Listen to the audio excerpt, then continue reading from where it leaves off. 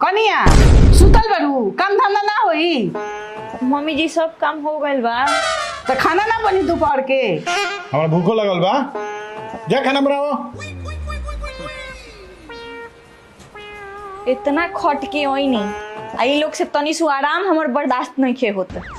आ जाओ तनु हमर भाई सब बात कहे हम अपना भाई से।